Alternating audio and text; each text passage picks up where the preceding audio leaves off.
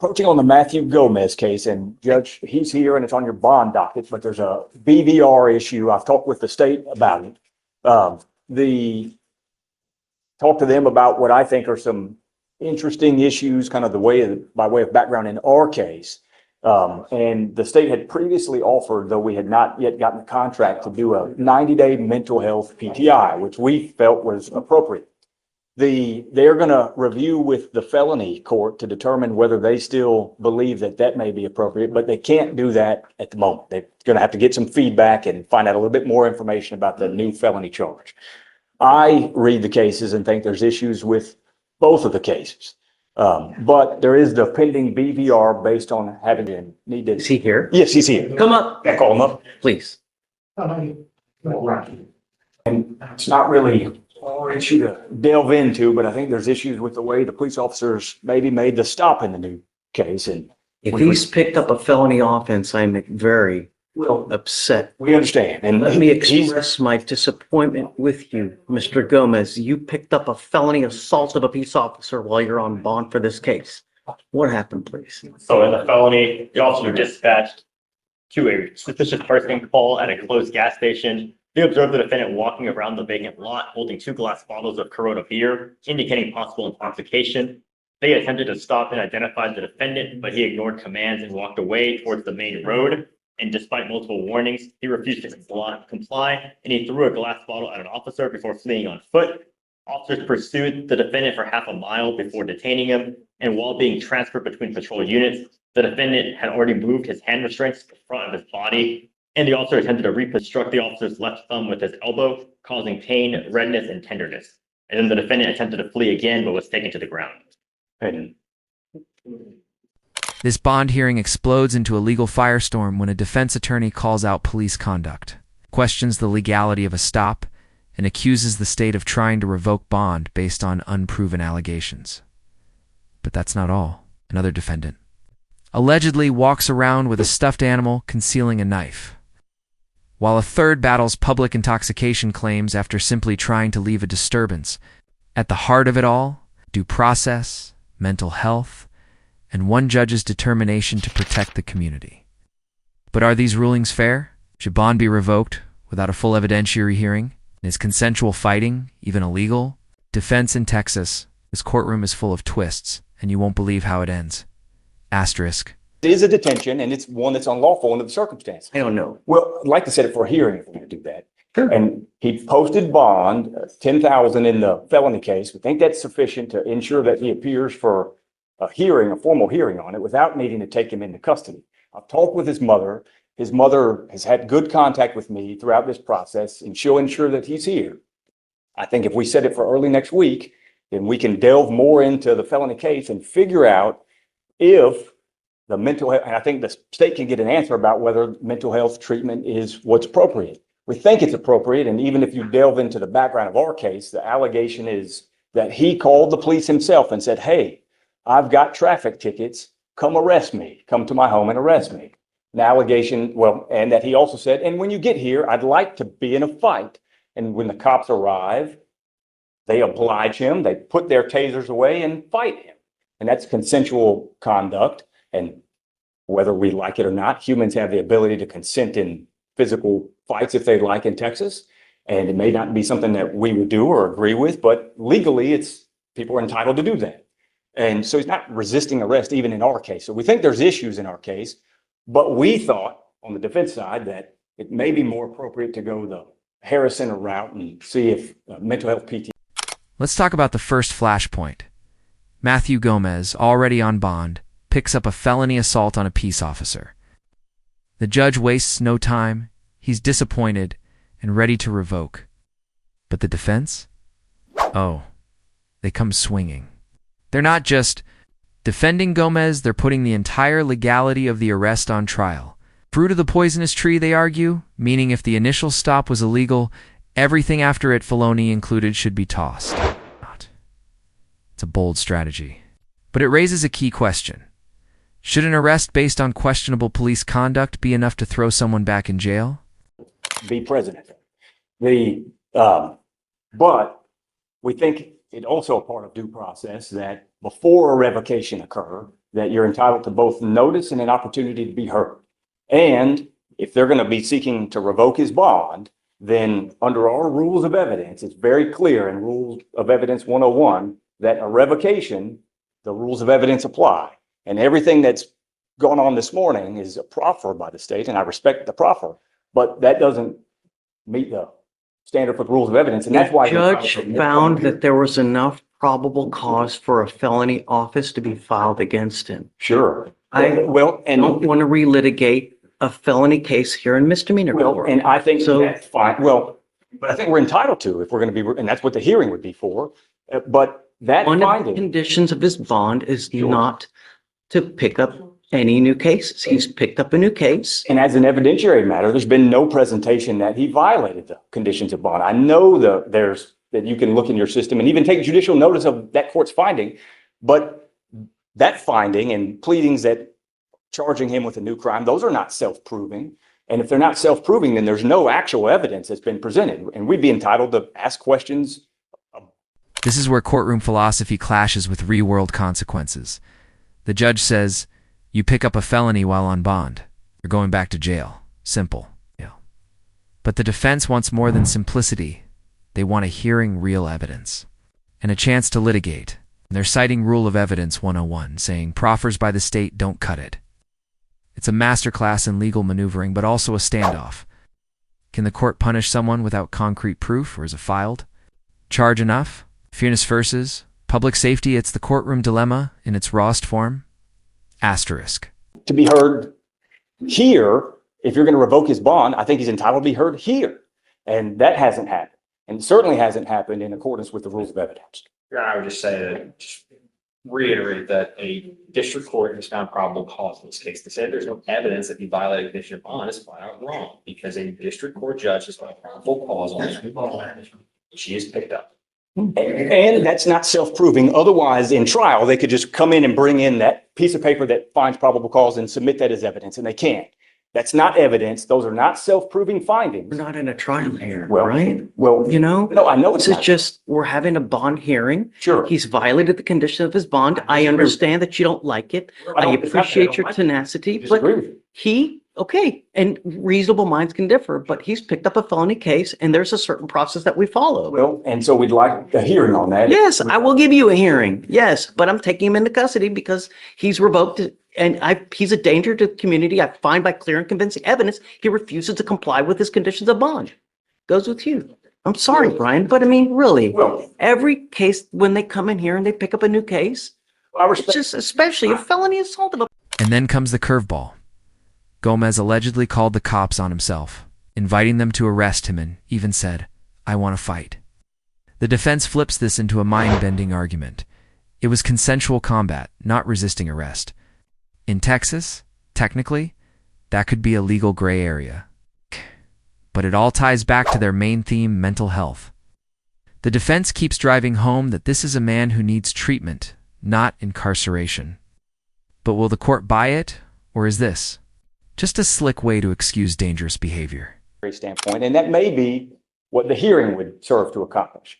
And so if the court's position is after a hearing, you'll revisit the issue about whether to reach a final decision to revoke his bond or not, then we can respect that. Sure, I'm happy to do it. Okay. And in the meantime, I guess I do need to request that the bond, a new bond be set in an amount that he can. Of course, yes.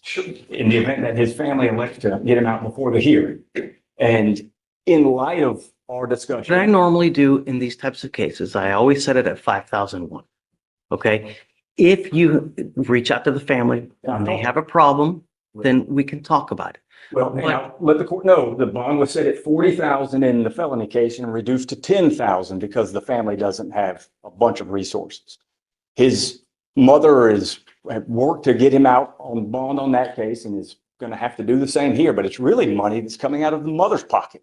And so which my whole position was get him access to resources. Now we're diminishing resources, and I respect that. I understand, but it's the mother's resources, not his. And so, and the mother, and we knew that And I hope- issue was coming up this morning, and he showed up. And that's part of the goal, is to ensure that he appears, and he did, and to ensure the safety of the community. And think that part of the finding will address the hearing. But I've been, What do you want as far as the bond? well, I'd like it to be at 2,500. And We hit a turning point. The court is firm. Bond revoked. But the defense lawyer won't let go. He drills the same point filing charges doesn't equal proof. And unless a proper evidentiary hearing is held, it's not due process. Of the sharpest legal pushbacks we've seen, he quotes rules, reminds the judge that findings by other courts aren't self-proving, and demands fairness. The judge, while respectful, is clear. Gomez is a danger. He's going back into custody, legal brilliance, or courtroom stubbornness. You decide, asterisk. it's supposedly telling on yourself. But when you get here, I'd like to engage in a fight. And then they come and oblige him. I don't know that that's even resisting arrest. And so, Well, it seems like to me that he's just trying to take off the whole time. He's trying to physically, or he's evading the entire time. No, I think it's When case he two. throws something at that's the the felony officer. charge. I'm talking about our Oh, underlying. our case. Okay, I'm sorry. And I think probable cause had been heard before I even got appointed on that case. But I think even revisiting those facts, I've talked with the state at length over the course of settings. And my position is, if you invite someone to a fight and they say, sure, we'll engage in a fight, If you want to set this for a formal probable cause hearing on the resisting, I'm happy to well, do we it. may address it at the same time we do the bond hearing on the same Yeah, case, I'm if happy to that's do it. appropriate. Absolutely. I'm always willing to revisit probable cause, Yeah, always, I know. at any time, whenever. So just if you want to set it for 3 days, we can have a formal probable cause hearing on the resisting. I'm happy to do it. And maybe give the state a chance to find out what felony's position would overall Right, and be. that's safe, but I don't want to litigate a felony. Just when you think it can't get weirder, we meet the next defendant, accused of hiding a kitchen knife inside a green stuffed animal. Case is a mess of inconsistent stories, missing evidence, and a window broken by ... someone. The judge, skeptical, but not taking chances. Ankle monitor ordered. Stay 500 feet away. Ow. And if there's proof he violated bond by having a weapon, jail time's on the table. Mental health again becomes the backdrop. Schizoaffective disorder, bipolar disorder, competency motions, missing evaluations. This isn't just a legal case. It's a cry for a system overloaded and under-resourced. Asterisk. Anything you say can or will be used against you. You have the right to have an attorney present. If you cannot afford one, one will be appointed to you, sir. Yes, Judge. On February 11th, 2025, the officer responded to a physical disturbance at a residence in Harris County, Texas. Dispatch advised that the caller was reporting he had a knife and was going to stab someone because they were bothering him about a broken window. The officer made contact with the defendant and the complainant, and the defendant stated he called the officer. The defendant was found to be in possession of a green stuffed animal which had a fixed blade kitchen knife concealed inside. The defendant stated the complainant came to his house with her roommate, accusing him of breaking a window at her apartment. Well, hold, you're going really fast. Yes, Judge. The defendant, Called the officer. okay, And he said that the complainant had come to his house with her roommate, accusing him of breaking a window at her apartment.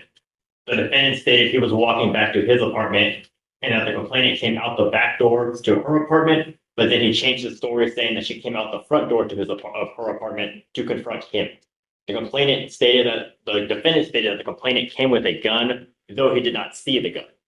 The complainant stated that she was laying in bed, heard a glass window in the back door break, jumped up, ran to the back door, and saw the defendant walking away from the door. And now we meet Michael Jones, charged with interfering with a public servant. But did he really interfere? The officer says he was yelling, then refused to be cuffed. But the defense hits hard. Jones walked away exactly what the complainant wanted, and police, they argue, escalated a peaceful walk into a violent takedown. The lawyer challenges everything: reasonable suspicion, probable cause, lawful detention. It all boils down to this. Can cops arrest someone for not obeying if the initial interaction wasn't lawful? It's a constitutional clash, and it's one of the most powerful moments of this entire courtroom session, asterisk. He actually calls the police because he's being harassed by this woman because she's saying that he broke a window.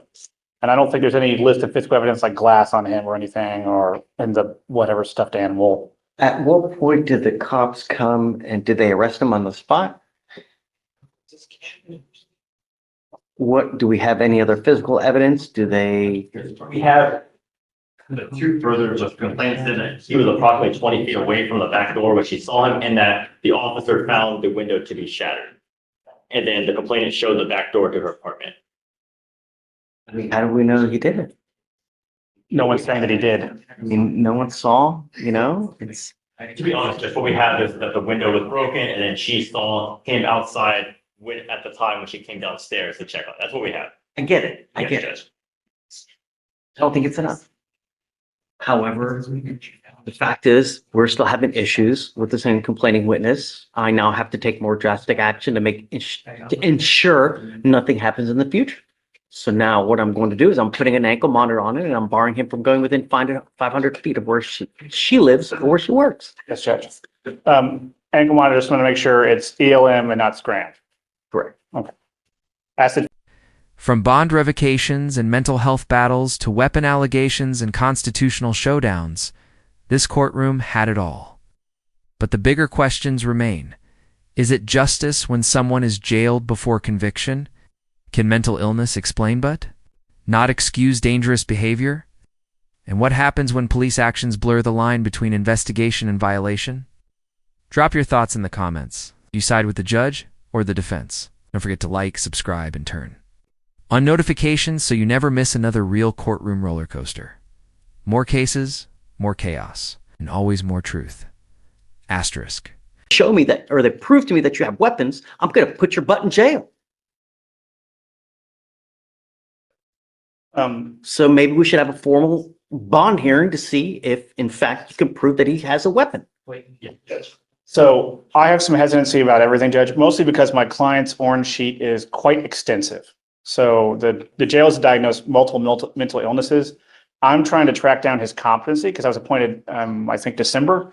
So there's been prior competency motions. I'm trying to get the reports from them, which is difficult because I forget what agency does the mental health evaluations. They're saying that they don't exist. So I'm trying to find his mental health records, Judge. It sounds to me like it's bipolar schizophrenia or schizoaffective. And so I think that my client is likely going to have severe mental health issues, which have been causing issues. And I think that's going to be the heart of all this. And so I'm trying to push for treatment. The case is just brand new is the problem. You ordered not to be in possession of any weapons. And they're telling me now that you have a new case and that you have an alleged knife as well.